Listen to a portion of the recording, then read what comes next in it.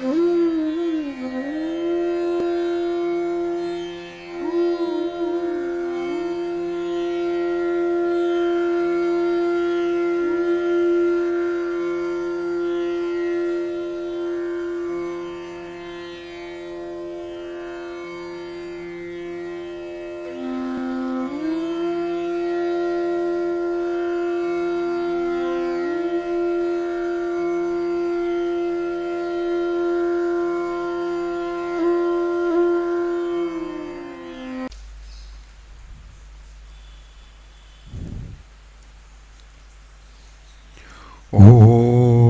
सहनाववतु सहनौ भुनक्तु सह वीर्यङ्करवावहै तेजस्विनावधीतमस्तु मा विद्विषावहै। ॐ शान्तिः शान्तिः शान्तिः। ॐ पूर्णमदः पूर्णमिदं पूर्णात् पूर्णमुदच्यते पूर्णस्य पूर्णमादाय पूर्णमेवावशिष्यते।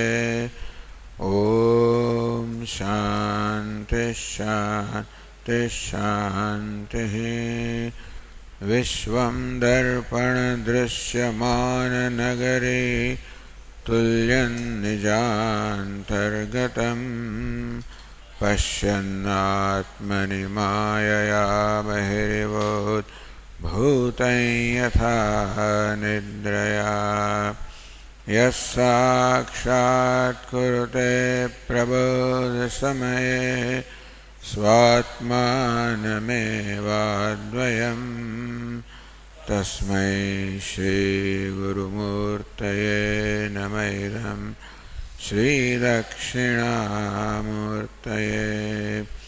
वागीशा यस्य वदने लक्ष्मीर्यस्य च वक्षसि यस्यास्ति हृदये संवित् तं नृसिंहमहं भजे।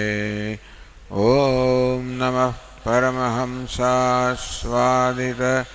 चरणकमलचिन्मकरन्दाय भक्तजनमानसनिवासाय श्रीरामचन्द्राय। विश्वसर्गविसर्गादि नवलक्षणलक्षितं श्रीकृष्णाख्यं परं धाम जगद्धाम नमामतं। सच्चिदानन्दरूपाय विश्वोत्पत्त्यादिहेतवे तापत्रयविनाशाय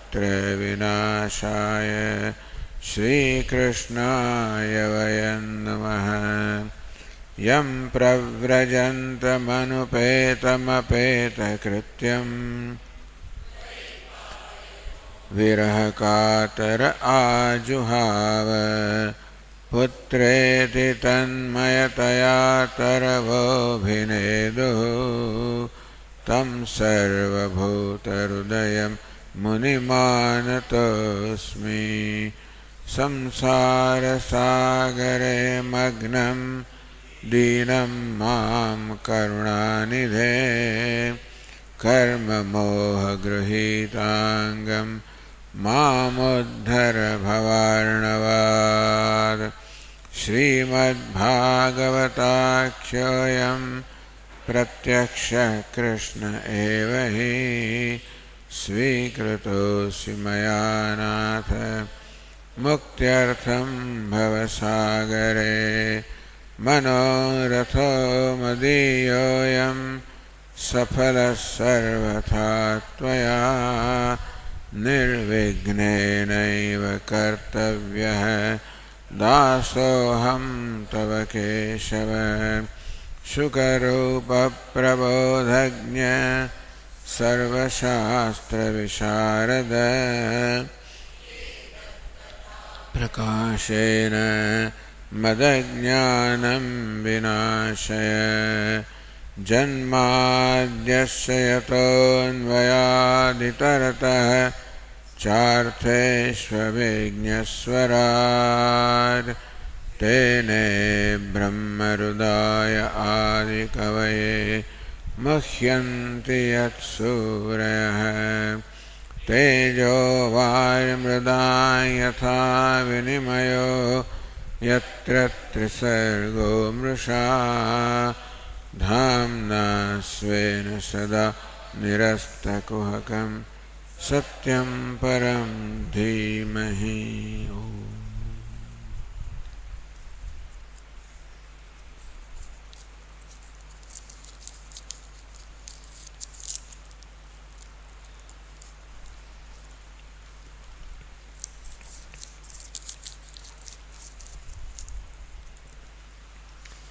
શ્રીમદ ભાગવતના અષ્ટમ સ્કંધમાં આઠમા સ્કંધમાં આપણે પ્રવેશ કરીએ છીએ. આઠમા સ્કંદનો પ્રારંભ ગજેન્દ્રની કથાથી થાય છે. કહે છે કે ત્રિકૂટ નામનો એક પ્રસિદ્ધ પર્વત છે અને એક ક્ષીરસાગરથી ઘેરાયેલો છે. એની શોભાનું શ્રીમદ ભાગવતમાં ખૂબ વિસ્તારથી વર્ણન કરવામાં આવ્યું છે. તો આ ત્રિકૂટ પર્વતની શોભા તો પૃથ્વી કરતાં અનેક ગણી છે. ત્યાં સિદ્ધો, ગંધર્વો, અપ્સરાઓ વગેરે રહેતા હોય છે.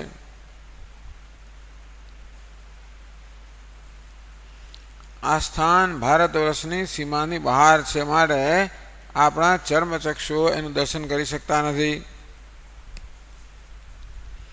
પરંતુ આ ત્રિકૂટ પર્વત પર આ ભૂમિમાં ગજેન્દ્રનો ઉદ્ધાર થયો. કોઈને પ્રશ્ન થાય કે ભાઈ આ ગજેન્દ્ર એટલે તો હાથી. હાથી વળી કેવી રીતે સંસ્કૃતમાં સ્તુતિ કરી શકે, એવો પ્રશ્ન થાય. તો વસ્તુ એ છે કે પૂર્વજન્મની સ્મૃતિને કારણે એવા કોઈ મહાન આત્માઓ હોય જે કોઈ કારણસર, જેમ કે કોઈ ઋષિના શાપથી આવી અધો યોનિને પ્રાપ્ત થયા હોય, એ લોકોને પૂર્વજન્મની સાધનાના પરિણામે આ જન્મમાં પણ સ્મૃતિ હોય છે. અને તેથી જ એમનામાં સ્મૃતિ અને ભાષણ શક્તિ બંને હોય છે. આમ ગજેન્દ્ર સ્તુતિ કરે છે એ જાણે કે મનુષ્યની ભાષામાં કરે છે.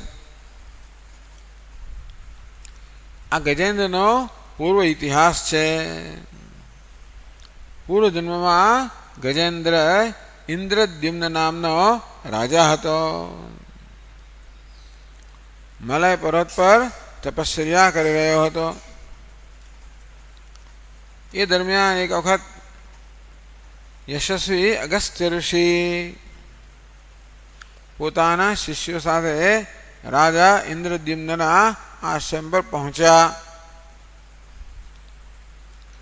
રાજા ત્યારે એકાંતમાં બેઠેલો હતો અને કારણે અગસ્ત્ય ઋષિનું અને શિષ્યનું એનાથી સ્વાગત ન થયું. આને અગસ્ત્ય ઋષિએ બ્રાહ્મણોનું અપમાન માની લીધું. એટલે ઇન્દ્રદ્યુમ્નના આ પ્રકારના વ્યવહારથી ખિન્ન થયેલા ઋષિએ એને શાપ આપી દીધો કે રાજા, તે બ્રાહ્મણોનું અપમાન કર્યું છે અને માટે તું અજ્ઞાની છું, માટે અજ્ઞાનમય હાથીની યોનિ તને પ્રાપ્ત થાવ. હાથી તમોગુણી પ્રાણી છે. વિદ્યા વિનય સંપન્ને બ્રાહ્મણે ગવી હસ્તિની 5મા અધ્યાયમાં ભગવાન જે ભિન્ન ભિન્ન દૃષ્ટાંતો આપે છે એમાં વિદ્યા વિનય સંપન્ન બ્રાહ્મણ સાત્વિકતાનું દૃષ્ટાંત છે. ગવી ગાય જે છે એ રજોગુણ દૃષ્ટાંત છે. હસ્તી હાથી જે છે એ તમોગુણ દૃષ્ટાંત છે. તો આ પ્રકારે અગસ્ત ઋષિના શાપને કારણે ઇન્દ્રદ્યુમ્ન રાજાને હાથીની યોનિ પ્રાપ્ત થઈ, પરંતુ પૂર્વમાં ભગવાનની ખૂબ આરાધના કરી હોવાને કારણે આ હાથીની યોનિમાં પણ એને પોતાના મૂળ સ્વરૂપની ઇન્દ્રદ્યુમ્નની વિસ્મૃતિ ન થઈ.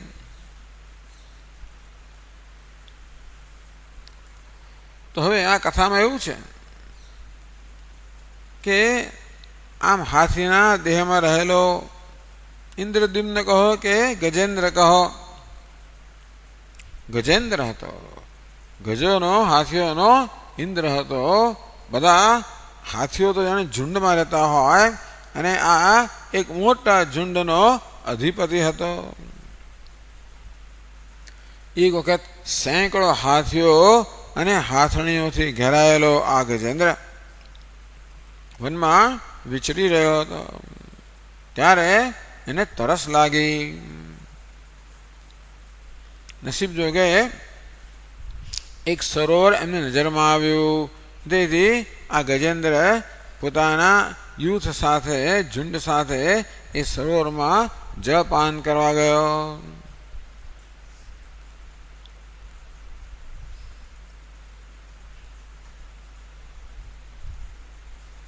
તો કહે છે કે એમ કરવા ત્યારે એક મોટો ગ્રાહક મગરમચ્છ આવ્યો. આ મગરમચ્છે ગજેન્દ્રના પગને પકડી લીધો. આમ તો ગજેન્દ્ર આ સરોવરમાં પોતાની હાથીણીના ઝુંડ સાથે ક્રીડા કરી રહ્યો હતો, ઉન્મત્ત થઈ ગયો હતો. ત્યારે પ્રારબ્ધની પ્રેરણાથી, આ પ્રારબ્ધની પ્રેરણા કહો, ઈશ્વરની પ્રેરણા કહો, કેવી રીતે એને ઉન્માદમાંથી છોડાવો અને પોતાના સ્વરૂપનું ભાન કરાવો, એટલા માટે પ્રારબ્ધની પ્રેરણાથી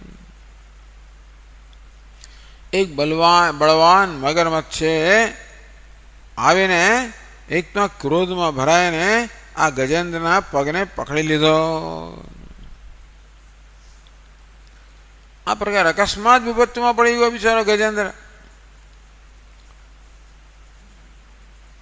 તો બળવાન ગજેન્દ્રએ પોતાની શક્તિ અનુસાર પોતાને છોડાવવાની ચેષ્ટા કરી, પરંતુ પેલો મગરમચ્છ બહુ બળવાન હતો. ગજેન્દ્ર પોતાની જાતને છોડાવી ન શક્યો. બીજા હાથીઓ, હાથીણીઓ અને બધા બચ્ચાઓએ જોયું કે પોતાનો સ્વામી જે છે એને તો આ બળવાન મગરમચ્છ અત્યંત વેગથી ખેંચી રહ્યો છે. અને ગજેન્દ્ર અત્યંત ગભરાઈ ગયેલો છે. જોયું બીજા બધાએ. એમણે બધાને એના જૂથને અત્યંત દુઃખ થયું. એ બધા દુઃખથી ચિત્કાર કરવા લાગ્યા, વ્યાકુળ બની ગયા, ચિત્કાર કરવા લાગ્યા. બધા લોકોએ ઘણા લોકોએ ગજેન્દ્રની સહાય કરવા માટે, એને જળથી બહાર કાઢવા માટેનો પ્રયત્ન કર્યો, પરંતુ બધામાં એ લોકો અસમર્થ રહ્યા. ટૂંકમાં એના યુથના કે જૂથના હાથીઓ પણ એને છોડાવી ન શક્યા. ગજેન્દ્ર અને આ મગરમચ્છ એટલે ગ્રાહ કહેવામાં આવે, એટલે ગજગ્રાહ. આ ગુજરાતીમાં બધા બહુ પ્રસિદ્ધ અભિવ્યક્તિ ગજગ્રાહ. ગજ અને ગ્રાહ જ્યારે બે વચ્ચે બરોબર સંઘર્ષ ચાલતો હોય ત્યારે ગજગ્રાહ કહેવામાં આવે છે. બે સરખા વચ્ચે સંઘર્ષ ચાલતો હોય. તો ગજેન્દ્રએ અને પેલા ગ્રાહે, મગરમચ્છે બંને પોતાની પૂરેપૂરી શક્તિ લગાડી અને બરોબર લડવા લાગ્યા. ક્યારેક ગજેન્દ્ર બળવાન બની જાય અને પેલા મગરમચ્છને બહાર ખેંચી લાવે, ક્યારેક મગરમચ્છ બળવાન બની જાય અને ગજેન્દ્ર અંદર ખેંચી લે. પરીક્ષિત, સુખદેવજી કહે, હે પરીક્ષિત, આ પ્રકારે આ બંનેને લડતા લડતા 1000 વર્ષ વીતી ગયા. 1000 વર્ષની અંદર પણ કોઈનું મૃત્યુ ના થયું, બંને જીવંત રહ્યા. આ ઘટના જોઈને દેવતાઓ પણ આશ્ચર્યચકિત થઈ ગયા. છેવટે આટલા બધા દિવસો દરમિયાન વારંવાર આ ગજેન્દ્ર જળમાં ખેંચાયો. ક્યારેક એ ગ્રહને ખેંચે પણ વારંવાર જળમાં ખેંચાયા કર્યો. ગજેન્દ્રનું શરીર શિથિલ થઈ ગયું. એમાં શરીરમાં કોઈ બળ ના રહ્યું, એનામાં કોઈ ઉત્સાહ ન રહ્યો, એની શક્તિ ક્ષીણ થઈ ગઈ. આ બાજુ પેલો મગરમચ્છ તો જળનું પ્રાણી છે, તેથી એની તો શક્તિ વધતી જ ગઈ અને ઉત્સાહપૂર્વક એ ગજેન્દ્રને જળની અંદર ખેંચવા લાગ્યો. આ પ્રકારે દેહાભિમાની ગજેન્દ્ર મહાન પ્રાણ સંકટમાં આવી પડ્યો અને આ ગ્રાહની ચુંગાલમાંથી પોતાને છોડવા માટે સર્વ રીતે અસમર્થ બની ગયો. ખૂબ સમય સુધી એણે આમાંથી પોતાને છોડાવવા માટેના ઉપાયોનો વિચાર કર્યો કે આમાંથી મારી જાતને કેમ છોડાવવી. છેવટે આ નિશ્ચય પર પહોંચ્યો. કહે છે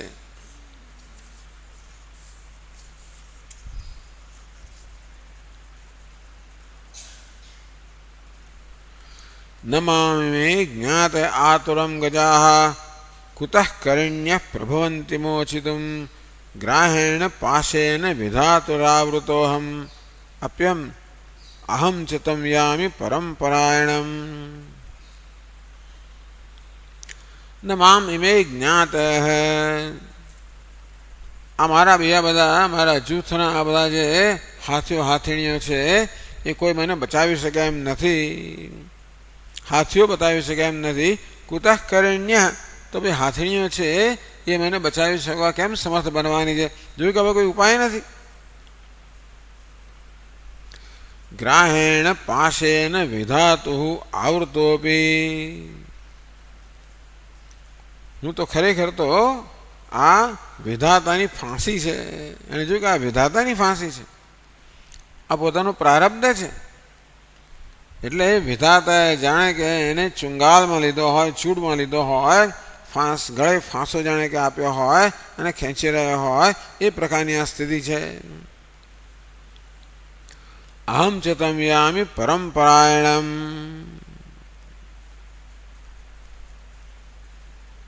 માટે હવે સંપૂર્ણ વિશ્વના એકમાત્ર આશ્રય જે છે ભગવાન, એની શરણ લઉં છું.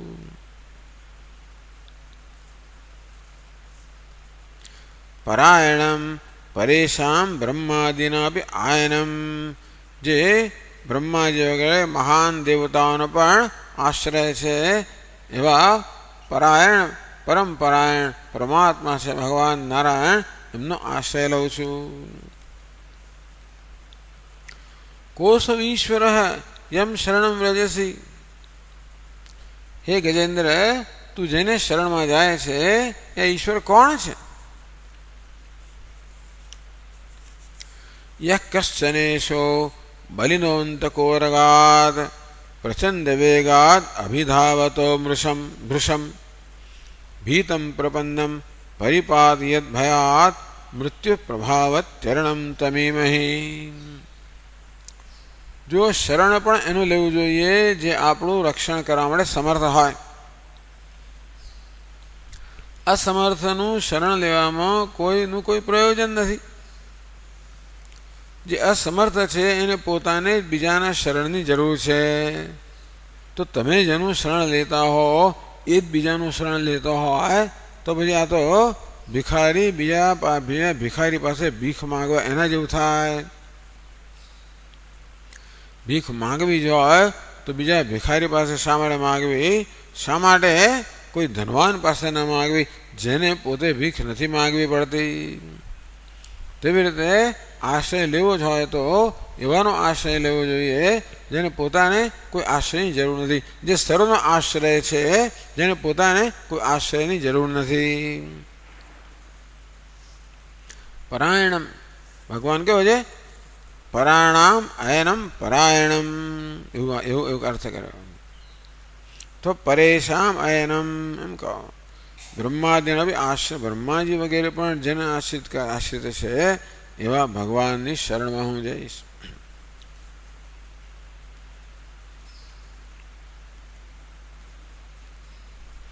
તો ઈશ્વર કોણ છે જેને શરણમાં જાય છે? તો કહ્યું યહ કશ્ચનેશ બલિનઃ અંતક ઉરગાત પ્રચંડ વેગાત અભિધાવતો વૃષમ. વારંવાર શ્રીમદ ભાગવતમાં કાળનું વર્ણન આવે છે. આ કાળ કેવો છે? સર્વનો વિનાશ કરનારો છે. અંતક ઉરગાત, આ કાળ કેવો છે? બધાનો અંત કરનાર છે, બધાનો મૃત્યુરૂપ છે. ઉરગ એટલે મહાન સર્પ સમાન છે. આ કાળરૂપી મહાન સર્પ. પ્રચંડ વેગાત, આ કાળરૂપી સર્પ છે ને એનો વેગ અત્યંત પ્રચંડ છે. ઘણી વાર સાપ બહુ જોરથી દોડતા હોય છે, તમે એનો પીછો કરો તો ભાગી જાય. તેમ અત્યંત વેગથી ગતિ કરનાર આ કાળરૂપી સર્પ છે. અભિધાવત વૃષમ, બહુ વેગથી જે દોડી રહ્યો છે.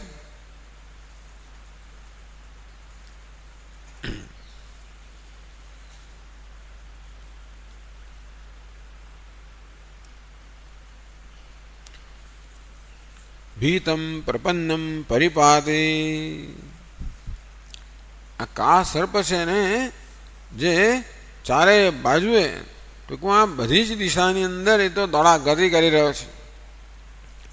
બહુ લાંબો છે, પ્રબળ છે, અને તેથી એના ડંખ મારી જ રહ્યો ચારે બાજુએ.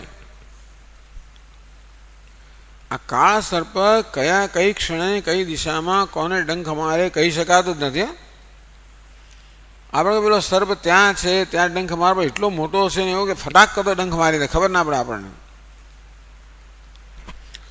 એટલે બિચારા લોકોને આ કાળ સર્પથી રક્ષણ માટે બીજો કોઈ આશ્રય નથી.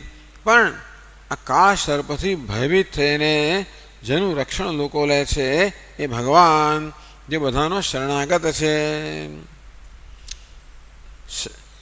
યહ કશ્ચનેશ પરિપાતી, આવો કોઈક ઈશ્વર છે જે બધાનું રક્ષણ કરનાર છે. યદ ભયાત મૃત્યુ પ્રધાવતી, વારંવાર આ વિચાર પણ દોહરાવાતો હોય છે. ભગવાન કેવા છે? જેના ભયથી મૃત્યુ પણ ભયભીત છે. ભીષાસ્માદ વાતઃ પવતે ભીષોદેતિ સૂર્ય ભીષાદગ્નિશ્ચેન્દ્રશ્ચ મૃત્યુર્ધાવતી પંચમ. તૈત્રીય ઉપનિષદ કહેવામાં આવ્યું કે જેના ભયથી પવન વાઈ રહ્યો છે, સૂર્યથી સૂર્ય પ્રકાશી રહ્યો છે, મેઘ વરસી રહ્યો છે, ઇન્દ્ર મેઘ વરસી રહ્યો છે, અને આ મૃત્યુ જે છે પણ જેના ભયથી ચારે બાજુએ ગતિ કરી રહ્યું છે. અગ્નિ બધાને બાળી રહ્યો છે, મૃત્યુ બધાનો ગ્રાસ કરી રહ્યું છે. આ જેના ભયથી ચાલી રહ્યું છે. ટૂંકમાં મૃત્યુ પણ પોતાનું જે કામ કરે છે એ ભયભીત થઈને કરે છે. કોનાથી ભયભીત થઈને? પરમાત્માના ભયથી. એટલે કહે છે કે યદ ભયાત મૃત્યુ પ્રધાવતી, જેના ભયથી મૃત્યુ ધાવતી પંચમહિતી. આ મૃત્યુ જે પાંચમું છે એ ચારે બાજુએ દોડાદોડ કરે છે. અહીં જા, ત્યાં જા, પેલી બાજુ જા. આમ જાણે એની પાછળ કોઈ ખાઈ પીને ના પડે, મૃત્યુની પાછળ એમ ભયભીત થઈને ચારે બાજુએ દોડાદોડ કરે છે. તો મૃત્યુ પણ જેનાથી ભયભીત છે તેને કહે છે અરણમ તમીમહી. અરણમ એટલે શરણમ, એવા પરમાત્માને હું શરણ સ્વીકારું છું.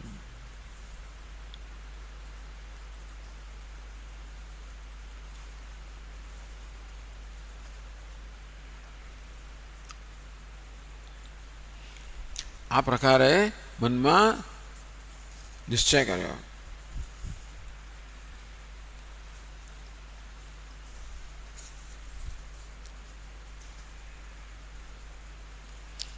एवं व्यवसितो बुद्ध्या समाधाय मनोहृदि जजाप परमं जाप्यं प्राग्जन्मन्यनु निशिक्षितम्.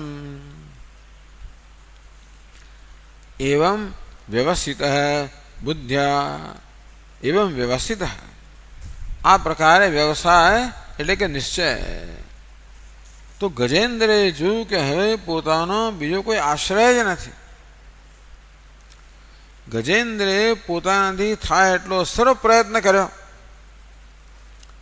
આમ જીવાત્મા ભગવાનને શરણાગત થાય એ પહેલા પોતાનો બધો જ પ્રયત્ન કરતો હોય છે.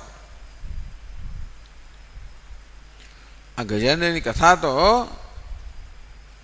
દરેક જીવાત્મા ગજેન્દ્ર સમાન છે. સવિલાસ મહામોહ ગ્રાહક ગ્રાસૈક કર્મણે. પંચદશીના મંગલાચરણમાં જ કહેવામાં આવ્યું. ત્યાં સ્વામી વિદ્યારણ્યજી પોતાના ગુરુ સ્વામી શંકરાનંદજીને નમસ્કાર કરે છે.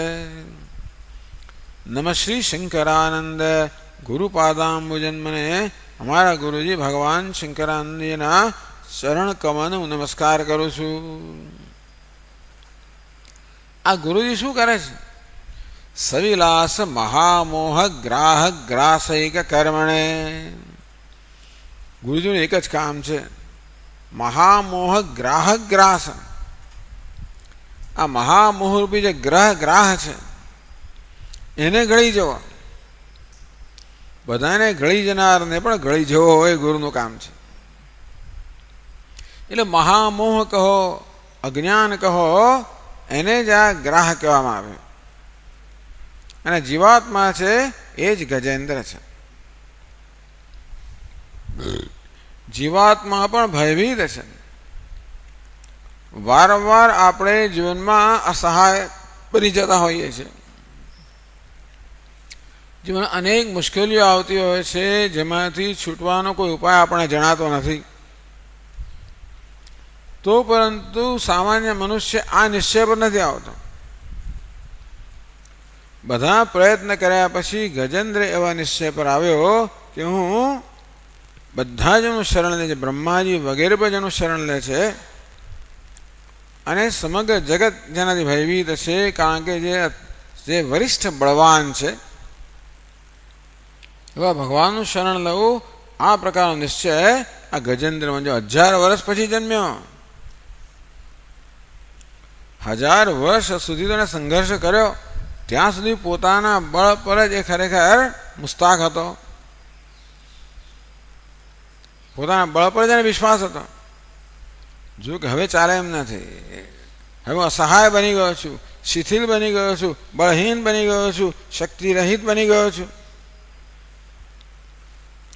બીજા બધા હાથીણીઓ પણ એને બચાવવાનો બહાર કરવાનો પ્રયત્ન કર્યો. કોઈ મને સંસારમાં બચાવી શકે એમ નથી. બીજા ભાઈ ભાંડુઓ બધા ઘણા બધા પ્રયત્ન કર્યા આપણે બચાવવાનો.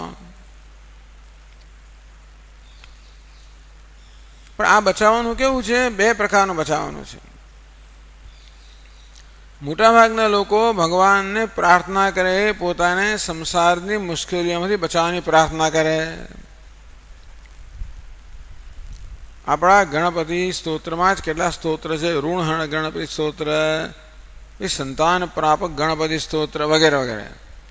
આ સ્તોત્રનો પાઠ કરો તો તમારા ઋણ ફેડાઈ જાય, લક્ષ્મી પ્રાપ્ત થાય, સંતાન પ્રાપ્ત થાય. ઘણું બધું છે, જરૂર છે. એટલે મોટાભાગના લોકો ભગવાનનું શરણ લેતા હોય તોય પણ માત્ર પોતાના સાંસારિક જે સમસ્યાઓ છે એમાંથી ઉકેલ શોધવા માટે લેતા હોય. પણ એમને ખબર નથી કે સંસારનો સ્વભાવ એવો છે કે એક સમસ્યા જાય એની ઠેકાણે બીજાને મુક્તિ જાય.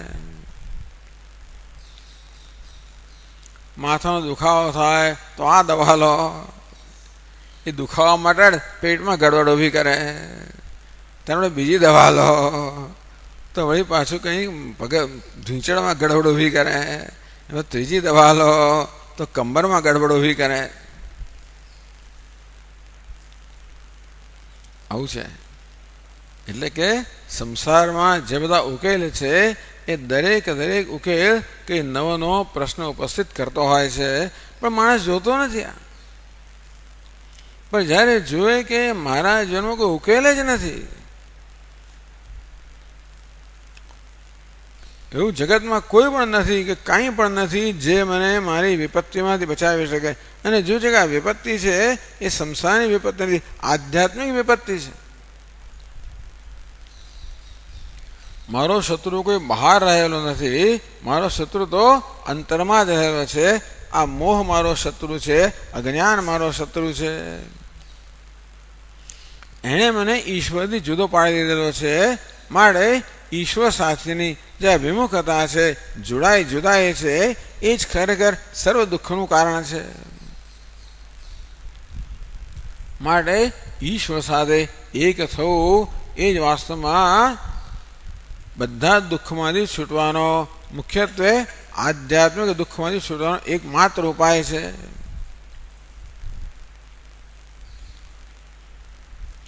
બિનુ સત્સંગ વિવેક ન હોય, રામ કૃપા બિનુ સુલભ ન સોય.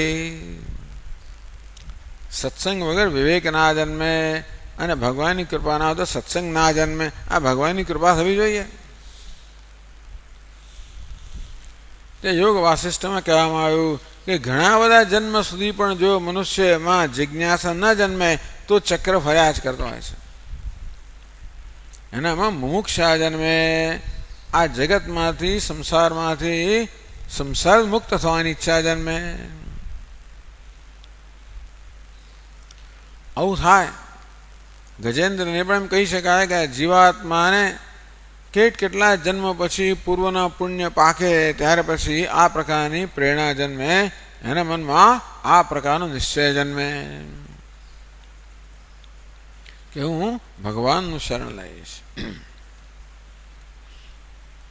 આવો નિશ્ચય જન્મ્યો કે તરત એને પેલી પ્રાર્થના યાદ આવી. એવં વ્યવસિતો બુદ્ધ્યા સમાધાય મનોહૃદિ.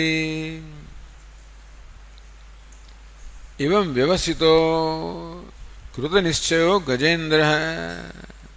આ પ્રકારનો નિશ્ચય, ઈશ્વરનું શરણ લેવાનો નિશ્ચય જેના મનમાં જન્મ્યો છે ગજેન્દ્ર.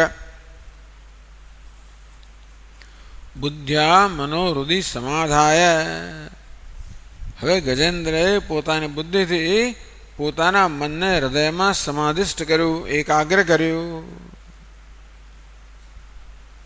બોલે શું? આમ ચારે બાજુ તો વૈરાગ્ય કેમ જન્મ્યો? એ નાસીપાસ થઈ ગયો. આ હાથીને હાથીઓનું જૂથ વગેરે છે એ તો મને કોઈ મદદ કરી શકે એમ છે નહીં. અને દુનિયામાં એવું કોઈ નથી જે પોતે જ ભયભીત ના હોય, માટે મને મદદ કરી શકે એમ નથી. અને માટે ઈશ્વર જ મને મદદ કરી શકે. પણ ઈશ્વર સિવાય બીજા બધામાંથી એનું મન હટી ગયું. મન કેવું બન્યું? અંતર્મુખ બન્યું. બુદ્ધ્યા, બુદ્ધિમાં વિવેકપૂર્વક એના મનમાંથી આ જગત પ્રત્યે જે રાગ આસક્તિ હતી એ દૂર થઈ ગઈ. મન અંતર્મુખ બની ગયું. અને બુદ્ધ્યા મનોહૃદિ સમાધાય સ્થિરીકૃત્ય. પોતાની બુદ્ધિ વડે એણે પોતાના મનને હૃદયમાં સ્થિર કર્યું, એકાગ્ર કર્યું. એ કહે છે જજાપ પરમમ જાપ્યમ. જાપ્ય સ્તોત્ર, આ પરમ સ્તોત્ર છે એનો એને જપ કર્યો. કેવું છે સ્તોત્ર? પ્રાગ જન્મની અનુશિક્ષિતમ. તો પ્રાગ જન્મની આ ઇન્દ્રદ્યુમ્ન નામનો પૂર્વ જન્મ જે હતો એ જન્મમાં એ ભગવાન મોટો ઉપાસક હતો. ત્યારે ઘણા બધા સ્તોત્રનું પઠન જપ કરતો હશે. તો પૂર્વના જન્મમાં જે સ્તોત્રનું જપ કરતો હતો એ હવે એને યાદ આવ્યું. તત્રતમ બુદ્ધિ સંયોગમ લભતે પૌર્વદેહિકમ. ભગવદ્ ગીતામાં ભગવાન કહે છે કે પૂર્વ જન્મમાં આપણે જે સાધના કરી હોય એની સાથે આ જન્મમાં આપણો દોર સધાઈ જાય. ત્યાંથી શરૂ કરીએ. એટલે કે કોઈક જન્મમાં આપણે નવેસરથી શરૂ કરવાનું હોતું નથી. બધા જ આપણે અનેક જન્મથી આ માર્ગ પર છીએ, ધીમે ધીમે પાપા પગલી કરી રહ્યા છે. વચ્ચે પાછું પ્રારબ્ધ કર્મ આવે, આપણા માર્ગમાં વિક્ષેપ નાખે, ક્યાંક ફંટાઈ જઈએ, વળી પાછા આવીએ અને આગળ જ્યાં આગળ આપણે અટક્યા હતા ત્યાંથી પાછા શરૂ કરીએ. એવું નથી હોતું કે જન્મથી જ આપણને પૂર્વજન્મનું જે સાધના હતી એની સાથે આપણે તાર સદાય નહીં, ઘણા વર્ષો જતા રહેતા હોય છે. આમ રમણ મહર્ષિને 16 વર્ષ સુધી કોઈ પ્રકારની સભાનતા ન હતી. એકદમ જ એમને આગળના જન્મનું જ્ઞાન એકદમ જ એમના મનમાં પ્રગટ થયું. આવું થાય. ઘણા લોકોનું જીવન એવું હોય છે કે આપણને વહેમ પણ ના આવે. મારા મોટા સ્વામીજી સ્વામી ચિન્મયાનંદજી મહારાજ, એક પશ્ચિમની મતલબ અમેરિકાની એક સ્ત્રી હશે, એ કહે સ્વામીજી મારે આપનું જીવન ચરિત્ર લખવું છે, એ માટે આપના બાળપણ વિશે મારે જાણવું છે, માટે આપનો જન્મ જ્યાં થયો હોય ત્યાં હું કે ત્યાં કોદાળ જઈશ નહીં, મારા બાળપણ વિશે તને જે જાણવા મળશે એનાથી તારો બધો ઉત્સાહ જતો રહેશે, ત્યાં ના જઈશ. ટૂંકમાં એવો કેટલો સમય હોય જ્યારે આપણને શંકા સુદ્ધા ના પડે કે આ વ્યક્તિ આમાં આવું બધું હશે. ઘણા લોકોના આવા કેટલા અનુભવો લખતા હોય છે પોતાના. એકદમ નિરાશ થઈ ગયો અને હું જ્યારે લગભગ આપઘાત કરવાની તૈયારીમાં ત્યારે મારા મનમાં કંઈક એકદમ સૂઝ્યું અને શું જ્ઞાન થઈ ગયું. અમેરિકામાં આ બધા લોકો લખતા હોય છે. અત્યંત નિરાશામાં ઘણા લોકોને આવી જાતના ભાઈ ભગવાને એકદમ એને કંઈક કહ્યું અને ડાયલોગ્સ વિથ ગોડ, ભગવાન સાથે ડાયલોગ સંવાદ કરવા લાગ્યો. આમ એમના જીવનમાં જોઈએ તો આવું થવાની કોઈ જાતની એમની લાયકાત જણાતી નથી. આ જીવનમાં એમણે એવું કંઈ કર્યું નથી જેને કારણે એમને આવી જાતનું એકદમ જ મહાન જાણે કે ભેટ મળી જાય, આટલો મોટો આગળ અનુગ્રહ થઈ જાય. આપણે ઈર્ષ્યા આવે. કેટલા વર્ષથી તમે કેટલું કરતા હો અને આ લોકોને જો આવું જીવન જીવવા છતાં પણ ક્યાં પહોંચી ગયા. પૌર્વદેહિકમ, જ્યારે એનો સંજોગ આવે ત્યારે પૂર્વ જન્મમાં જે કંઈ કર્યું એની સાથે અત્યારે તાર સધાય. તત્રતમ બુદ્ધિ સંયોગમ લભતે પૌર્વદેહિકમ, પૂર્વના દેહની અંદર જે બુદ્ધિ હતી, જે જ્ઞાન હતું એની સાથે અત્યારે એનો સંયોગ થાય. યત તે ચ તતો ભૂય સંસિદ્ધૌ કુરુનંદન. અને આ જન્મમાં તો એ પૂર્વના જન્મ કરતાં પણ વધારે ઉત્સાહથી, વધારે વેગથી એ પ્રયત્ન કરે છે. પૂર્વાભ્યાસેન, એ કયા પ્રકારની સાધના આ જન્મમાં કરે છે? પૂર્વાભ્યાસે તેનેવ હિયતે હ્યવશોપી સહ, પૂર્વ જન્મમાં જે પ્રકારનો અભ્યાસ કર્યો હોય એ તરફ આપોઆપ ખેંચાય છે. આ રીતે આ ગજેન્દ્ર છે એને પૂર્વ જન્મમાં જે જપ કરતો હતો એ સ્તોત્રનું સ્મરણ થયું અને એ જ સ્તોત્ર એને કહ્યું. એટલે કે ગજેન્દ્રના રૂપમાં આ સ્તોત્રની રચના થઈ નથી, પણ પૂર્વ જન્મમાં ઇન્દ્રદ્યુમ્ન નામના જન્મની અંદર જે સ્તોત્રનો એ પાઠ કરતો હતો એનું એને સ્ફુરણ થયું અને એ સ્તોત્રનો એને જપ કર્યો કે અહીંયા એ સ્તોત્રનું ઉચ્ચારણ કર્યું.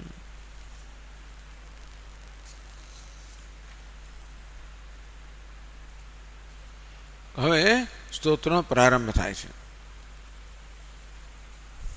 455 પાના પર. અહીંયા આગળ ઓમ છાપ્યું નથી, પણ શ્રીમદ ભાગવતની અંદર તો આ પ્રાર્થનાનો ઓમ એ પ્રકારે શરૂઆત થાય છે.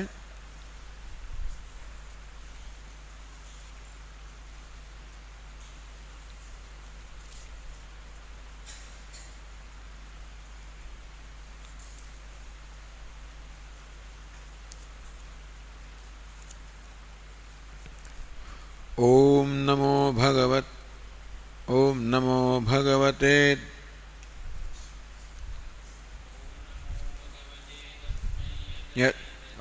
नमो भगवते तस्मै यत एतच्चिदात्मकम्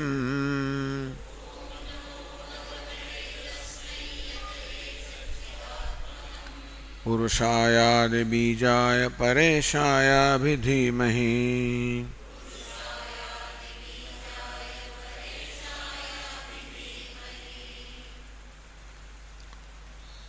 ओम परमात्माનું નામ છે ओम तत्सदिति निर्देशः त्रिविध स्मृतः ओम तत्सद આ પ્રકારનો બ્રહ્મનો નિર્દેશ છે, બ્રહ્મનું નામ છે. એનાથી આ સ્તોત્રનો પ્રારંભ થાય છે.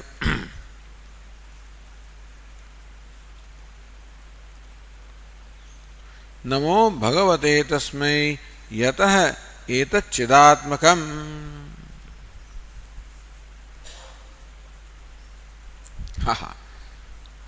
ओम यतः एतच्चिदात्मकम् यतः पंचमी विभक्ति से एतत् એટલે આ સમગ્ર જગત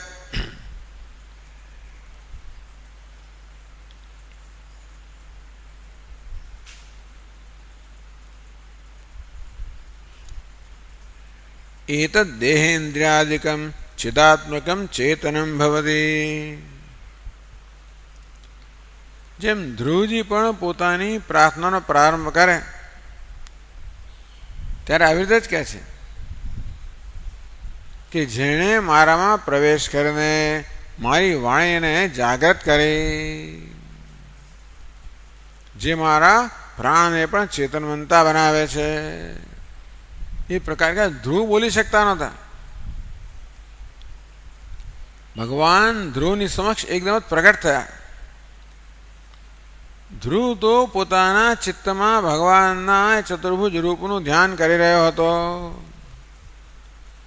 ભગવાન ત્યાંથી અદ્રશ્ય થઈને બહાર પ્રગટ થયા એટલે પેલો એકદમ વિક્ષિપ્ત થઈ ગયો. આંખો ખોલી પેલું રૂપ જતું રહ્યું એટલે વિહવળ થઈ ગયો અને આંખો ખોલી તો સામે ભગવાન હતા અને એકદમ જ મંત્ર મુગ્ધ થઈ ગયો. 5 વર્ષનો બાળક છે, કશું ના બોલી શક્યો.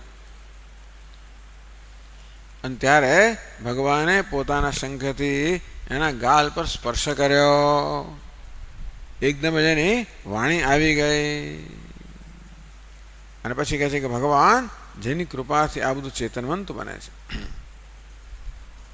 તે અહીં પણ કહે છે एतत् चिदात्मकम् एतत् देहेन्द्रियादिकं चिदात्मकं चेतनं भवति.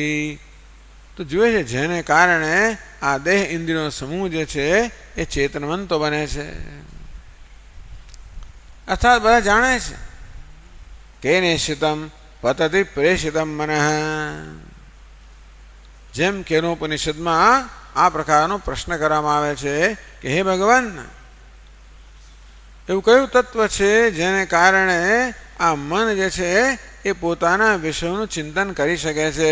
આ મન તો જડ છે અને એ તો ચેતનની જેમ વર્તે છે. તો આ મનને ચેતનતા પ્રદાન કરનાર કોણ છે? આ પ્રાણ પણ વાયુ છે, પ્રાણ પણ જડ છે, તો વાયુ પણ ચેતન હોય પ્રકારે ગતિ કરી રહ્યો છે. આ મનને, પ્રાણને, જ્ઞાનેન્દ્રિયોને, કર્મેન્દ્રિયોને, આ વાણીને, આ બધાને ચેતનતા પ્રદાન કરનાર કોણ છે?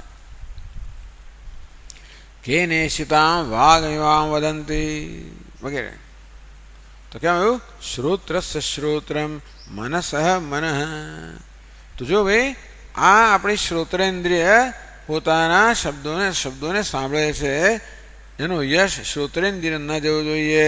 જેને કારણે શ્રોત્રેન્દ્રિયમાં ચેતનતા આવે છે, જે શ્રોત્રેન્દ્રિયને ચેતનતા પ્રદાન કરે છે, જેને કારણે શ્રોત્રેન્દ્રિય સાંભળી શકે છે, એ શ્રોત્રેન્દ્રનો આત્મા છે પરમાત્મા, એ એને શ્રવણ યોગ્ય બનાવે, સાંભળવા યોગ્ય બનાવે છે. એ અહીંયા કહે છે યત એતચ્ચિદાત્મકમ નિત્યો અનિત્યાનામ ચેતન ચેતનાનામ ખરેખર તો આ બધા નામરૂપ પદાર્થો છે એ જળ છે, અચેતન છે. આ દેહ પણ અચેતન છે, ઇન્દ્રિયો પણ અચેતન છે, મન પણ અચેતન છે. આપણે શા પરથી કહીએ કે આ દેહેન્દ્રિયાદિ સંગાત અચેતન છે? કારણ કે આમાં જ્યારે ચેતન ચાલી જાય ત્યારે આનામાં આ દેહમાં કોઈ પ્રકારની ચેતનતા રહેતી નથી. એનો અર્થ એ થયો આનામાં ચેતનતા છે એ બીજા કશાકને કારણે છે. તો ચાલો આ રીતે શરૂઆત થઈ. યતઃ એતत् ચિદાત્મકમ, જેનાથી આ દેહેન્દ્રિય સંગાત છે એ ચિદાત્મક છે, ચેતનવાન છે.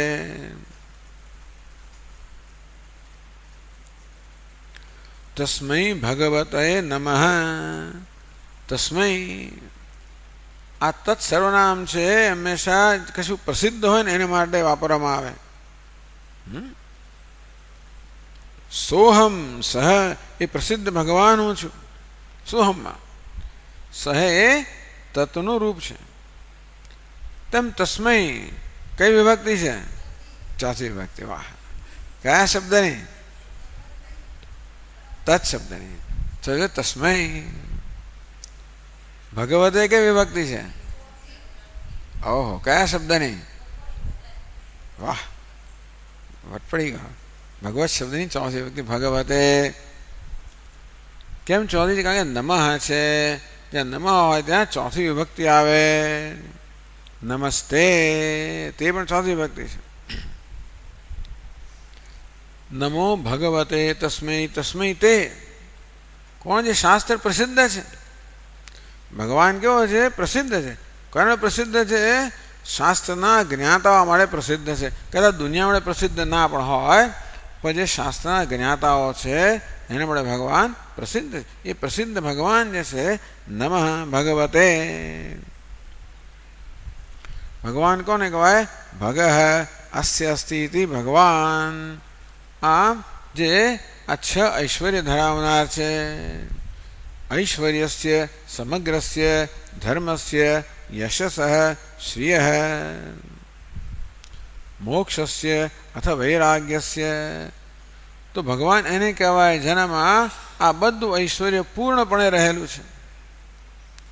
ઐશ્વર્ય ટૂંકમાં બીજાના પર ઐશ્વર્ય કરવું, રાજ્ય કરવું, શાસન કરવું. ધર્મસ્ય ભગવાનમાં ધર્મ પૂર્ણ માત્રામાં રહેલો છે, યશ પૂર્ણ માત્રામાં રહેલી છે, શ્રી પૂર્ણ માત્રામાં રહેલી છે, જ્ઞાન પૂર્ણ માત્રામાં છે, વૈરાગ્ય પૂર્ણ માત્રામાં છે. આ બધી પૂર્ણ માત્રામાં ધરાવતા ભગવાનને પરમાત્મા ભગવાન કહેવામાં આવે છે. ભગવતે આવા છ ઐશ્વર્યને ધરાવનાર ભગવાનને એ પ્રસિદ્ધ શાસ્ત્રમાં પ્રસિદ્ધ છે. અને મહાપુરુષો માટે પણ જે અનુભવનો વિષય છે એવા પ્રસિદ્ધ ભગવાનને હું નમસ્કાર કરું છું. આમ નમસ્કાર શરૂ થાય છે.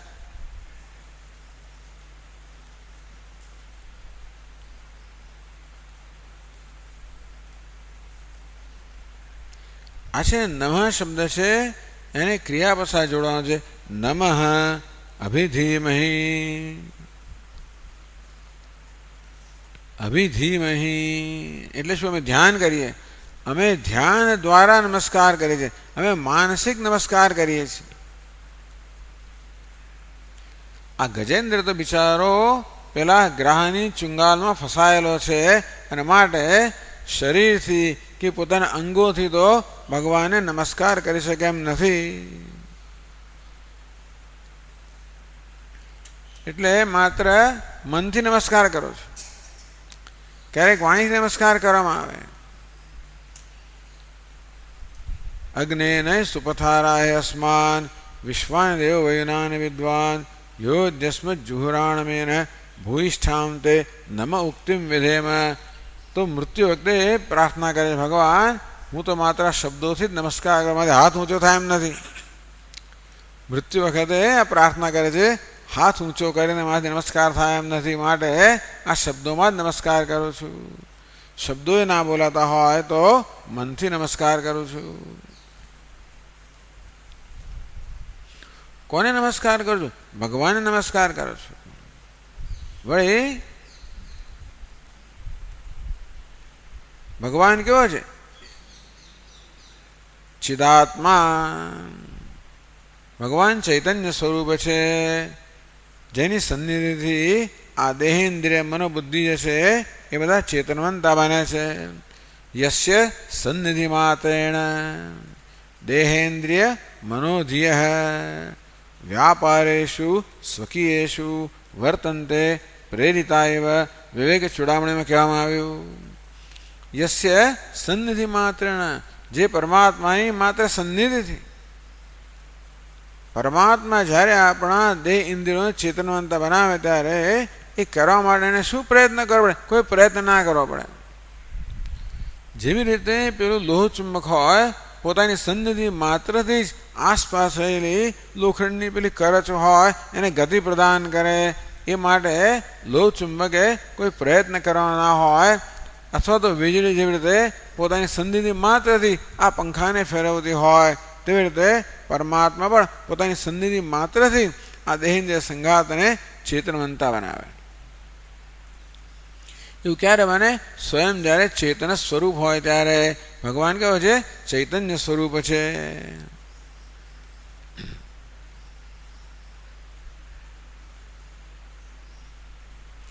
આમ ભગવાન બધાનો પ્રેરક છે, પ્રકાશક છે. શ્રોત્રસ્ય શ્રોત્રમ આ શ્રોત્રેન્દ્રિયમાં પ્રકાશિત કરનાર, એને ચેતનતા પ્રદાન કરનાર. તો ભગવાન પછી ભગવાન કહે છે જગતનો નિયંતા છે. એ કહે છે પુરુષાય. ભગવાન પુરુષ છે. આ પુરુષ એવા આપને હું નમસ્કાર કરું છું. પુરુષ એટલે શું? આમાં પુર અને ઉષ. પુરુષુ શેતે પુરુષ. આ પુરીમાં શયન કરનારને, પુરીમાં નિવાસ કરનારને હું નમસ્કાર કરું છું. તો આપણા દેહની અંદર ભગવાન નિવાસ કરી રહ્યો છે. આ દેહ કેવી છે? એક નગરી સમાન છે, અને એમાં ઈશ્વર જાણે કે નિવાસ કરે છે. ઈશ્વર છે રાજાના સ્થાને છે. તો નગરીમાં જેવી રીતે રાજાનું શાસન ચાલતું હોય તેવી રીતે આ દેહરૂપી નગરીમાં અને આ જગતરૂપી નગરીમાં પુરુષુ બહુવચન થયું. આ બધી જે પુરી છે, બધા જે દેહ છે, બધા જે નામરૂપ છે, આ બધા નામરૂપી પુરીમાં, નામરૂપ રૂપી પુરીમાં, ઉપાધિરૂપી પુરીમાં, નગરીમાં શેતે તિષ્ઠતી રહેલો છે. એ અંતર્યામી છે. ભગવાન કહે છે પુરુષ છે, અંતર્યામી છે, બધાનો નિયામક છે. એવા અંતર્યામીને, જગતના અને સર્વના નિયામકને હું નમસ્કાર કરું છું. વળી ભગવાન કહે છે પરમ કારણાય નમસ્કાર. જગતનું જે પરમ કારણ છે એટલે કે આદિ બીજાય. આ ભાગવતની સ્તુતિઓ આવી છે બધી, એટલે ટૂંકમાં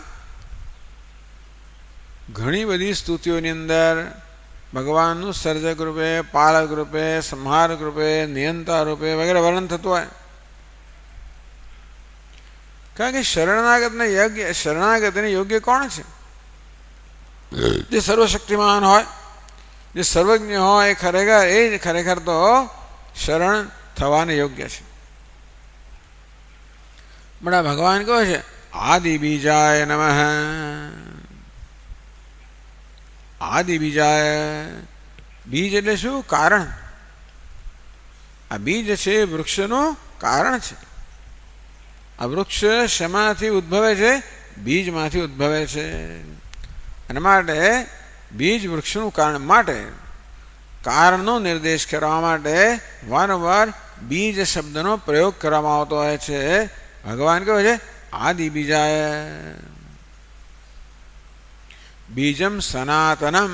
ગીતામાં ભગવાન કહે કે હું કેવું છું? આ જગતનું સનાતન બીજ છું. સામાન્ય બીજ કેવું હોય? પેલા અંકુરને જન્મ આપે ને બીજનો નાશ થઈ જાય, બીજ રહે નહીં. ભગવાન એ પ્રકારનું બીજ હોત કે જગતરૂપી અંકુરને જન્મ આપીને ભગવાન બીજ જ પેલો અંકુર બની જાય. આ બીજ છે ને એનું શું થાય ખબર છે? જે અનેક બધા કણો બીજમાં રહેલા ને એ બધા કણો એમાંથી ધીમે ધીમે અંકુરના રૂપમાં ગોઠવાઈ જાય. એટલે બીજ જ છે અંકુર બની જાય. તેમ ભગવાન જો બીજ હોત અંકુર બની જતો હોત તો ભગવાન રહે નહીં, પરંતુ બીજમ સનાતનમ. એટલે ભગવાન કહે છે ને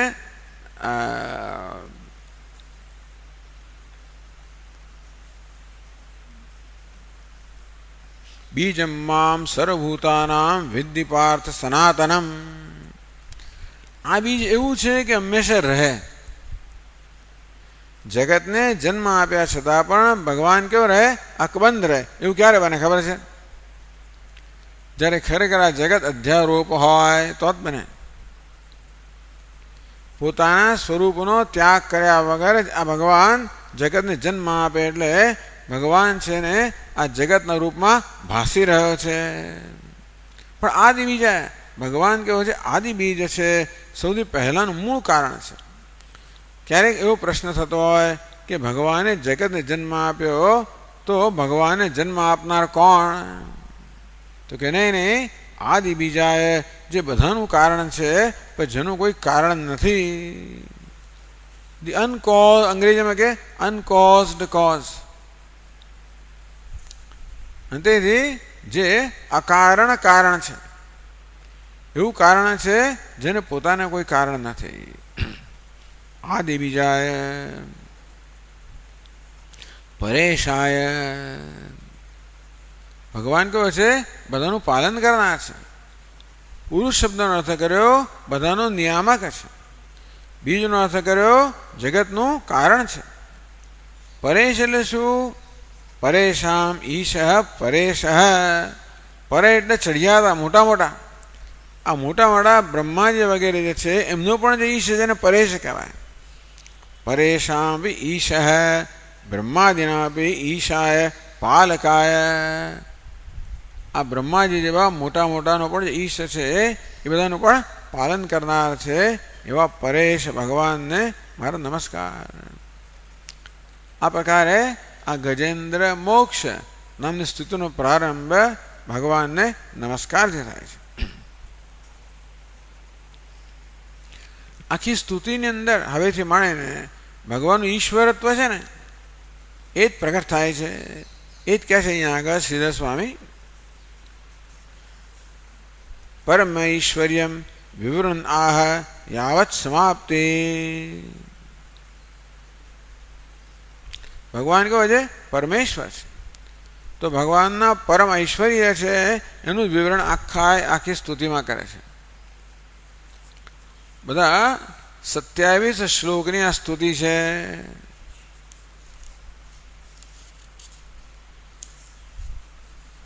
ના 28 શ્લોક. આ સ્તુતિ 28 શ્લોકની છે. તો એમાં બધામાં ભગવાનના ઐશ્વર્ય વર્ણન. ચાલો બીજો શ્લોક વાંચીએ આપણે. તો ભગવાનના પરમ ઐશ્વર્યનું વર્ણન કરતા કરતા હવે ભગવાનને શરણાગત થાય છે. પહેલા શ્લોકમાં ભગવાનને નમસ્કાર કરવામાં આવ્યો, બીજા શ્લોકમાં ભગવાનની શરણાગતિ સ્વીકારવામાં આવે છે. કહે છે યસ્મિન્નિદં યતશ્ચેદં યેનેદં ય ઇદં સ્વયં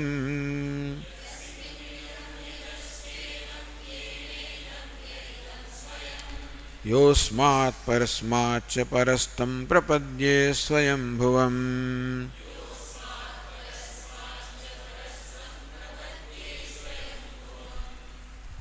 ઘણી વિભક્તિઓ આવી આમાં બધી. યસ્મિન કઈ વિભક્તિ છે? સાતમી. કયા શબ્દની? યત શબ્દની. યતઃ કઈ વિભક્તિ છે? પંચમી. તસ તસીલ પ્રત્યય લાગ્યો. યેન કઈ વિભક્તિ છે? હા, યેન ત્રીજી. વાહ ભાઈ વાહ. યહ કઈ વિભક્તિ છે? પહેલી વિભક્તિ.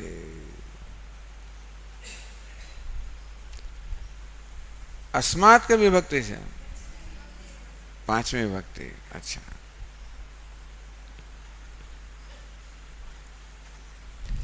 આ બધી વિભક્તિમાં ભગવાન રહેલો છે. બધું કરનાર ભગવાન છે ને એટલા માટે.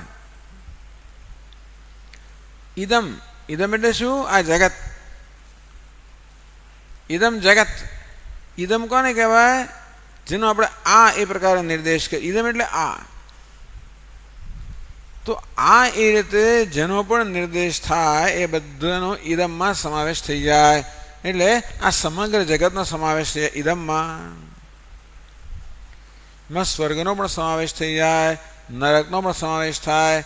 એટલે આપણે સ્વર્ગમાં જઈએ તો સ્વર્ગને આપણે આ સ્વર્ગ કહીએ. ભગવાનની દયા થાય નરકમાં ના જવું પડે, પણ કદાચ નરકમાં ગયા તો આ નરક એ નરક પણ આ એ સર્વનામનો વિષય બને. ઇદમ સર્વનામ છે. આ ટૂંકમાં હું સિવાયનું જે કંઈ છે એ બધી કઈ કક્ષામાં આવે? ઇદમ. આ શરીર કઈ કક્ષામાં આવે? ઇદમ. આ શરીર. ઇન્દ્રિયો કઈ કક્ષામાં આવે? ઇદમ. આ ઇન્દ્રિયો. મન કઈ કક્ષામાં આવે? ઇદમ. આ મન. આ બુદ્ધિ. ટૂંકમાં આપણો શરીર, ઇન્દ્રિય, મન બુદ્ધિનો સંઘાત છે એ પણ સમગ્ર શેમાં સમાઈ જાય? ઇદમમાં આવી જાય. ઇદમ યસ્મિન સ્થિતમ. યસ્મિન બસ પછી ક્રિયાપદ આપણે સમજી લેવાનું. યસ્મિન ઇદમ તિષ્ઠતે એવું ક્રિયાપદ. યસ્મિન કોને? ભગવાન. સાતમી વિભક્તિ. સાતમી વિભક્તિ શું બતાવે? સ્થળ બતાવે. લોકેટિવ અધિકરણ બતાવે. યસ્મિન ઇદમ તિષ્ઠતિ, જે પરમાત્મામાં સમગ્ર જગત રહેલું છે. કેવી રીતે રહેલું છે? જેવી રીતે બધા જ અલંકારો સુવર્ણમાં રહેલા હોય. ખરું ને? જેમ બધા ઘડાઓ માટીમાં રહેલા હોય, અથવા તો વેદાંતનું દૃષ્ટાંત છે જેમ રજ્જુ સર્પ હોય એ શેમાં રહેલો? રજ્જુમાં રહેલો હોય. અથવા છિપોલી પર ચાંદીનો અધ્યારોપ થાય એ રજત છે, શેમાં રહેલું છે? શિપોલીમાં રહેલું છે. તે બધા જગત કેવું છે? પરમાત્મા પર અધ્યારોપિત છે. જે પરમાત્મા અધિષ્ઠાન રૂપ છે એ અધિષ્ઠાનમાં આ જગત કેવું છે? આરોપિત છે. યસ્મિન ઇદમ, જે અધિષ્ઠાન સ્વરૂપ પરમાત્મામાં આ જગત રહેલું છે. ટૂંકમાં વસ્તુ રહેલી ક્યારે હોય? વસ્તુનું હવા સત્તા અને સ્ફૂર્તિ, ટૂંકમાં જગતનું હવાપણું અને ભાસવાપણું કોને કારણે છે? ભગવાનને કારણે. આ જગતની અંદર જે ચેતનતા છે, જગતમાં જે સક્રિયતા છે, જગતમાં હવાપણું છે, સક્રિયતા છે, ગતિ છે, ચેતનતા છે, બધું કોને કારણે છે? ભગવાનને કારણે. પેલો દોરડા પર સાપનો અધ્યારોપ થાય તો સાપ આપણને જાણે કે ઝેરી લાગે, સાપ ફૂંફડા મારતો લાગે. આ બધું કોને કારણે? રજ્જુને કારણે. તેવી રીતે આ જગત શેમાં પ્રતિષ્ઠિત છે? ભગવાનમાં. જગત છે કેમ? કારણ કે ભગવાન છે. જગત ભાસે છે કારણ કે ભગવાન ભાસે છે. જગત ચેતનનું છે કારણ કે ભગવાન ચેતનવંતો છે. યસ્મિન ઇદમ એનો અર્થ શું થયો ખબર છે? જેવી રીતે જે કોઈ જગ્યાએ ઘડો હોય ત્યાં માટી હોવી જોઈએ, જ્યાં પેલો રજ્જુ સર્પ હોય ને રજ્જુ હોવું જોઈએ, તેવી રીતે જ્યાં આ નામ રૂપાત્મક જગત હોય ત્યાં ભગવાન હોવો જોઈએ. કયા રૂપમાં હોવો જોઈએ? અસ્તિ, ભાતિ, પ્રિયમ. ખરું ને? ભગવાન કેવો છે? સચ્ચિદાનંદ સ્વરૂપ છે, અસ્થિ ભાતિ પ્રિય સ્વરૂપ છે, જેના પર આ નામ રૂપનો અધ્યારોપ થાય છે. તો જેના પર આ જગત અધ્યારોપિત છે, જે જગતનું અધિષ્ઠાન છે. યસ્મિન ઇદમ યતશ્ચ ઇદમ. કઈ ભક્તિ કઈ? પાંચમી ભક્તિ. આને શું કહેવાય છે? અપાદાન પંચમી સંસ્કૃતમાં. એટલે કંઈક લેવું હોય ને તો અપાદાન. ટૂંકમાં આપણો રસોઈયો જ્યારે રોટલી બનાવવા માંગે ત્યારે શું લે? લોટ અહીંયાથી ભેગો કરે કે લુઓ લે. લુવાનું અપાદાન કર્યું. શેને માટે? રોટલી વણવા માટે. શું લે? લુઓ લે. આ લુઓ શું છે? અપાદાન ઉપાદાન છે, જેમાંથી આ રોટલી બને છે. તેમ યત જે પરમાત્મામાંથી આ જગત બનેલું છે. મસાલો કોણ છે? રોટલી શામાંથી બની? લુવામાંથી બની, લોટમાંથી બની. પેણો શામાંથી બન્યો? માવામાંથી બન્યો. અલંકાર શામાંથી બન્યો? સુવર્ણમાંથી બન્યો. તેમાં જગત શાનું બનેલું છે? ભગવાન બનેલું છે. એટલે જ ભગવાન સર્વત્ર છે. એટલા માટે કશાનો તિરસ્કાર ન થવો જોઈએ, કારણ કે બધું ભગવાન જ છે. જેવી રીતે ઘડામાં સર્વત્ર માટી છે, ઉપર નીચે અંદર બહાર બધે શું છે? માટી છે. તેવી રીતે માટી શું કહેવાય? ઉપાદાન કારણ. કોનું? આ ઘડાનું. કારણ કે કુંભારે ઘડો ઘડવો હોય તો શું લેવું પડે એના હાથમાં? માટીનો પિંડ લેવો પડે. તો માટી કેવી છે? ઉપાદાન કારણ છે, જેમાંથી ઘડો બનેલો છે. તો જગત ઈશ્વર કેવો છે? ઉપાદાન કારણ છે, જેમાંથી જગત ઘડાયેલું છે. હવે તો કેવું ઉપાદાન કારણ? વેદાંતની દ્રષ્ટિએ કહે તો વિવર્ત ઉપાદાન કારણ, જેના પર જગત અધ્યારોપિત છે. યસ્મિન ઇદમ યતશ્ચ ઇદમ યેન ઇદમ. યેન કઈ વિભક્તિ છે? ત્રીજી વિભક્તિ. યેન એટલે જેના વડે. યસ્મિન જેનામાં. યસ્માત જેનામાંથી. યેન જેના વડે. આ જગત કોના વડે છે? ભગવાન વડે છે. ક્રિયતે આ જગતનું સર્જન કરનાર કોણ છે? ભગવાન છે. એટલે યતઃથી ઉપાદાન કહેવામાં આવ્યું અને યે નથી નિમિત્ત કહેવામાં આવ્યું. યત પાંચમી વિભક્તિ શેને મળે છે? અપાદાન માટે, ઉપાદાન કારણ માટે. આ ત્રીજી વિભક્તિ શું છે? જેના વડે આ જગત રચાયેલું છે. ભગવાન કોણ છે? જગતનો રચનાર છે, જગતનું નિમિત્ત કારણ છે. જેવી રીતે આ ઘડો બનતો હોય તો કોના વડે બને છે? કુંભાર વડે. કુંભાર શું છે? નિમિત્ત કારણ છે. માટી શું છે? ઉપાદાન કારણ છે. પછી તો કહેવામાં આવ્યું યતઃ આ ભગવાન જ ઉપાદાન. આ મસાલો કોણ છે? ભગવાન. આ જગતનો મસાલો કોણ? ભગવાન છે. અને ભાઈ કોણ છે? પોતાના મસાલા વડે પોતે જ જગતની રચના કરે. વિચાર કરો. નિમિત્ત કારણ પણ રચનાર પણ એ રચના કરવા માટે મસાલો ક્યાંથી લાવ્યો? પોતે જ મસાલો અને પોતે જ રચના કરે.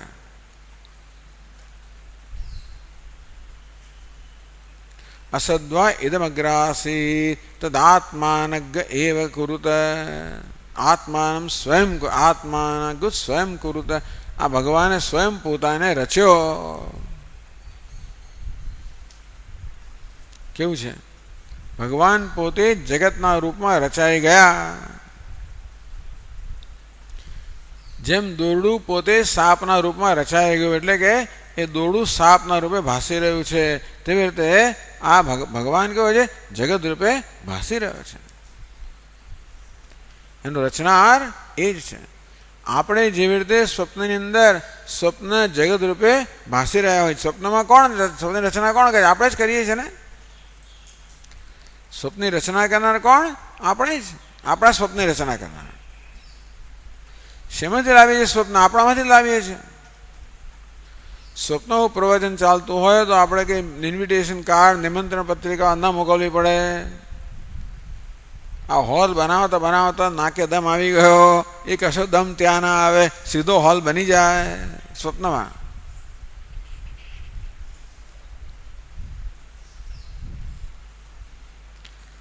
બધું જ થઈ જાય. ક્યાંથી આવે? બધું મારામાંથી જ આવે છે. તો સ્વપ્ન આવે પણ મારામાંથી. રચના કરનાર પણ હું કોણ છું? સ્વપ્નનું ઉપાદાન કારણ છું અને નિમિત્ત કારણ છું. અને વેદાંતમાં અભિન્ન નિમિત્ત ઉપાદાન કારણ કહે છે. આમ યતઃથી ભગવાન ઉપાદાન કારણ છે કહેવામાં આવ્યું. યેનથી ભગવાન નિમિત્ત કારણ છે કહેવામાં આવ્યું. આમ ભગવાન કેવો છે? ઉપાદાન અને નિમિત્ત કારણ બંને છે. ટૂંકમાં જગતના રૂપમાં પણ એ છે, જગતની રચના કરનાર પણ એ છે. સ્વયં પોતે જ જગતના રૂપે અભિવ્યક્ત પ્રગટ થયેલો છે. એટલે કે છે યહ ઇદમ સર્વમ, જે પોતે જ આ બધું છે. એનું કારણ છે ભગવાન લાવે ક્યાંથી? ભગવાન આ જગતની રચના કરવા માટે વસ્તુ લાવે ક્યાંથી? ભગવાનને માટી જોઈતી હોય, આ જગતના બધા જીવોને ઘડવા માટે માટી જોઈતી હોય તો એ માટી લાવે ક્યાંથી? ભગવાન સિવાય કશું હોય તો બીજેથી લાવે ને. સદૈવ સૌમ્ય ઇદમગ્રાસીત એકમેવા દ્વિતીયમ. હે સૌમ્ય, આ સમગ્ર જગત એની ઉત્પત્તિ પહેલા એક અદ્વિતીય પરમાત્મા હતું. તો ભગવાન સિવાય કશું છે જ નહીં. એટલા માટે મસાલો પણ કોણ? પોતે જ. તો જેવી રીતે માટી જ બધા ઘડાઓ બની ગઈ છે, માટી જેવી રીતે ઘડાઓ ભાસી રહી છે, તેવી રીતે આ ભગવાન જ જગત રૂપે ભાસી રહ્યો છે. કેવું સુંદર દર્શન! દુનિયાના કોઈ શાસ્ત્રોમાં આટલી એક જ પંક્તિમાં બધું કહી દીધું. માત્ર સર્વનામનો યોગ્ય પ્રયોગ કરીને સંક્ષેપમાં કહી દીધું. યસ્મિન એટલે અધિષ્ઠાનપણે, યતશ્ચેદમ ઉપાદાન કારણપણે, યેન ઇદમ નિમિત્ત કારણપણે, યહ ઇદમ જે પોતે જ આ સમગ્ર જગત છે, સર્વમ ખલ્વિદમ બ્રહ્મ આ બ્રહ્મ જ વાસ્તવમાં સર્વ છે. બસ આ પર ધ્યાન કરવું કે આ જે કંઈ મારી સમક્ષ છે એ કોણ છે? ભગવાન છે. સ્વામીજી આ લૂંટારો ભગવાન છે ને આ ખૂની પણ ભગવાન છે. આપણે કેવું ભગવાન છે કોઈ છે જ નહીં. આવો કેવો ભગવાન? ભગવાન તો આ બધા વેશ ધારણ કરનાર છે. સ્તેના નામ પતયે નમઃ આ ચોરના પણ સરદાર ભગવાનને નમસ્કાર એવું રુદ્રમાં કહેવામાં આવ્યું. ભગવાન ચોરનો સરદાર ચોરે ખરો ને ચોરનો સરદારે ખરો. એટલા જ માટે શ્રી કૃષ્ણ રૂપમાં એમ બધા ધંધા કર્યા. તોફાને કર્યું, માટલીઓ પણ ફોડીને ચોરીએ કરીને બધું કર્યું.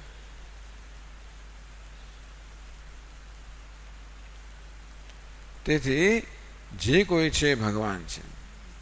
ચોરના રૂપમાં પણ ભગવાન જ છે. એ જેવો હોય તેવો ખરો, પણ એનો અર્થ શું થયો? આપણા તિરસ્કારને યોગ્ય નથી. એવું છે ને, આપણો અત્યંત પ્રિય અભિનેતા હોય એ પેલા ખલનાયકનું રૂપ લઈને આવે તો આપણે તિરસ્કારીશું નહીં. મારો પ્રિય અભિનેતા છે એ જ ખલનાયક બન્યો છે, પણ હું તો ખલનાયકને મહત્વ ના આપું. કોને મહત્વ આપું? અભિનેતાને આપું. ખલનાયક શું છે? મિથ્યા છે. અભિનેતા સત્ય છે. તેવી રીતે હવે નામરૂપ કેવા? ચોર કેવો છે? મિથ્યા છે. પરમાત્મા સત્ય છે. યહ ઇદમ સર્વમ જે ભગવાન જ આ સર્વ છે. યહ અસ્માત પરસ્માત ચ પરઃ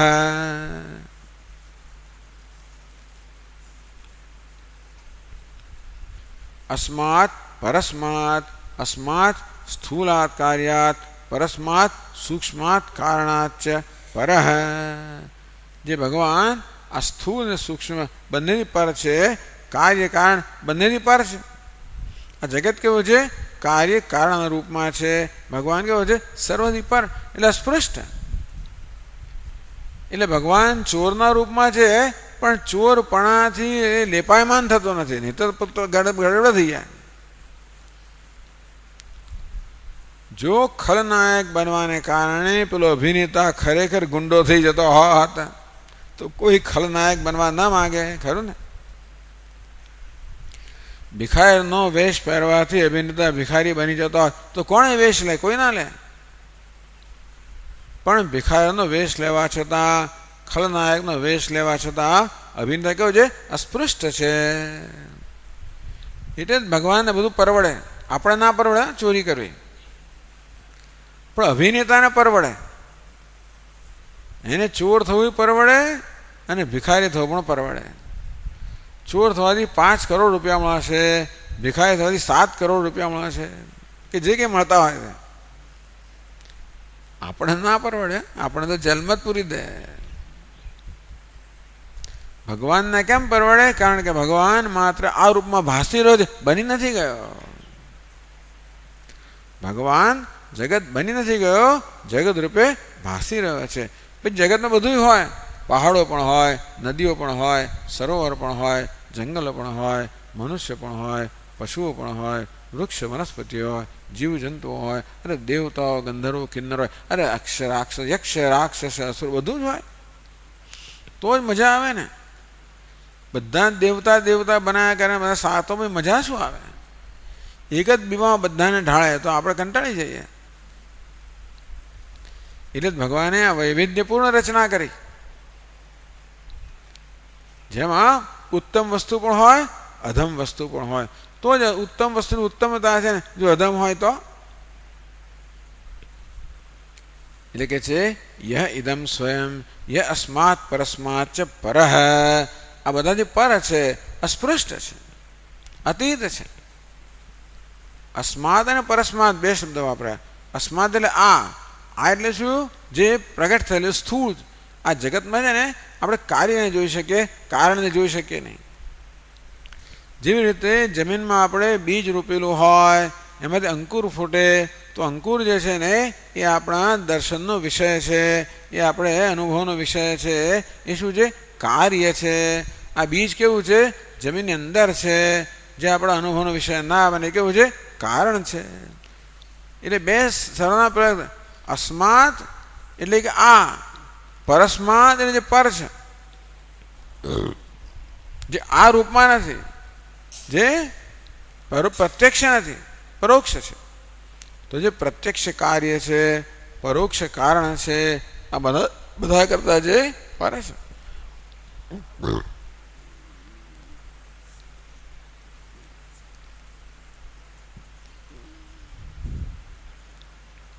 તમ પ્રપદ્યે સ્વયંભુવમ. એ સ્વયંભુવમ સ્વતઃસિદ્ધમ.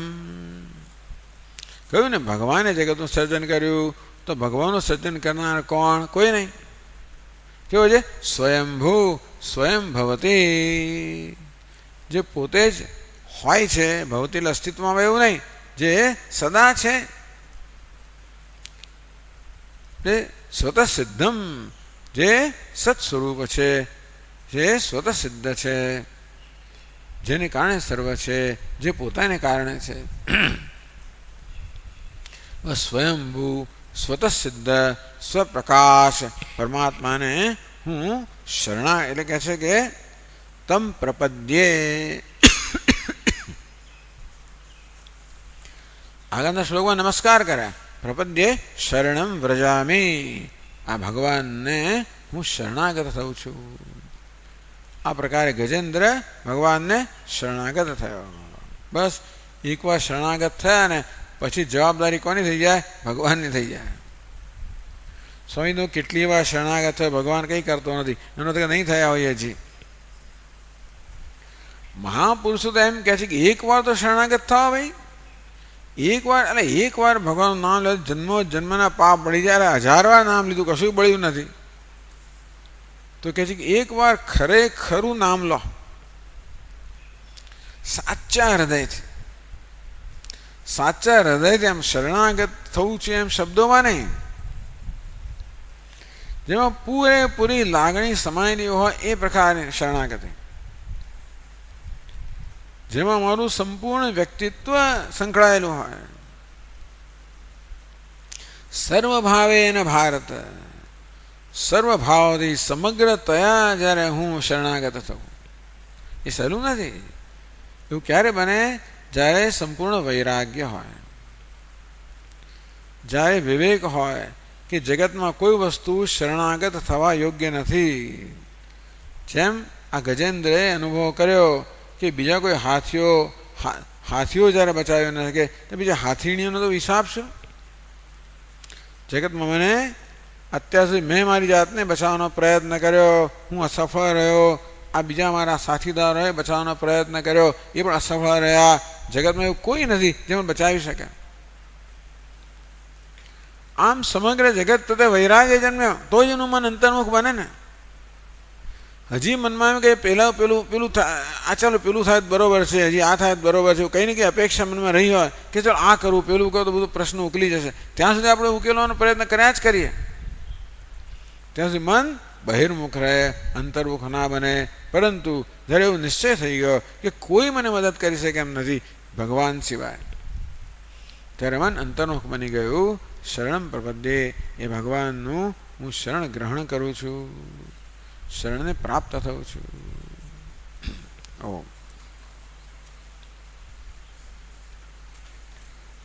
ઓમ પૂર્ણમદઃ પૂર્ણમિદં પૂર્ણાત પૂર્ણમુદચ્યતે मुच्यते पूर्णस्य पूर्णमादाय पूर्णमेवावशिष्यते ॐ शान्ति शान्ति शान्तिः सच्चिदानन्दरूपाय विश्वोत्पत्त्यादिहेतवे तापत्रयविनाशाय श्रीकृष्णाय वयं नुमः जन्माद्यस्य यतोऽन्वयादितरतः चार्थेष्वभिज्ञस्वराट् तेने ब्रह्महृदाय आदिकवये मुह्यन्ति यत्सूरयः तेजो वारिमृदां यथा विनिमयो यत्र त्रिसर्गो मृषा धाम्ना स्वेन सदा निरस्तकुहकं सत्यं परं धीमहि ॐ शान्ति शान्ति शान्तिः हरिः ॐ श्रीगुरुभ्यो नमः हरिः ॐ।